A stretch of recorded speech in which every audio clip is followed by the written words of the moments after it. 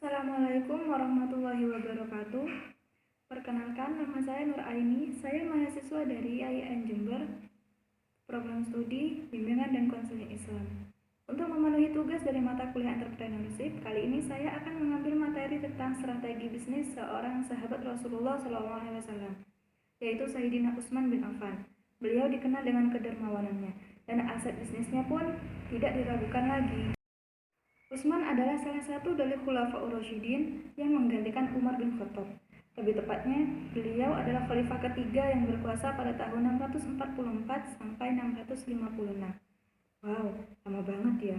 Dan ya benar, beliau merupakan Khulafaur Rasyidin dengan masa kekuasaan terlama.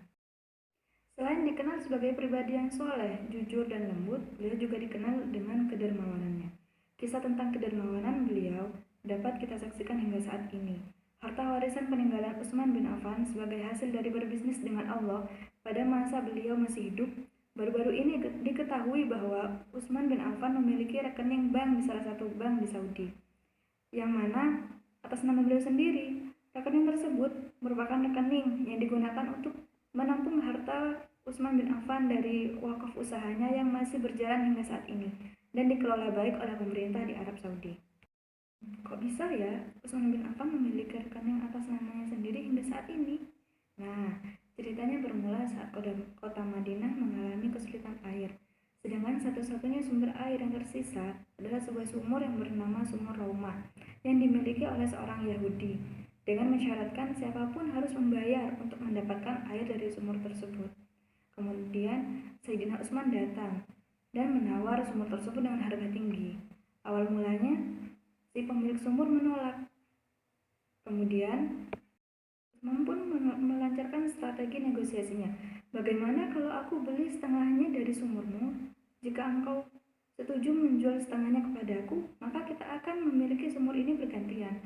Satu hari sumur ini menjadi milikku dan satu hari selanjutnya menjadi milikmu. Seperti itu. Akhirnya si Yahudi pun berpikir dan mendapatkan uang dari Utsman tanpa harus kehilangan sumur miliknya. Dan akhirnya si Yahudi menerima tawaran dari Utsman. Utsman pun segera mengumumkan kepada seluruh penduduk Madinah bahwa boleh mengambil air dari sumur tersebut.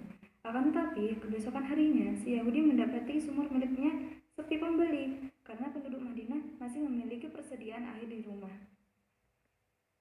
Akhirnya, si Yahudi tersebut mendatangi Utsman dan menjual separuh sumur miliknya lagi dengan harga yang sama seperti yang awal. Maka sumur Raumah pun menjadi milik Utsman secara penuh. Kemudian Utsman mewakafkan sumur tersebut untuk kepentingan penduduk Madinah dan kaum muslimin muhajirin.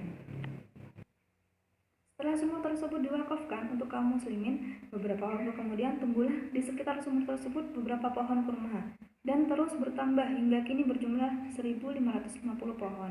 Hasil keuntungannya separuh disalurkan kepada anak yatim dan fakir miskin dan separuhnya lagi ditabung di rekening atas nama Utsman bin Affan.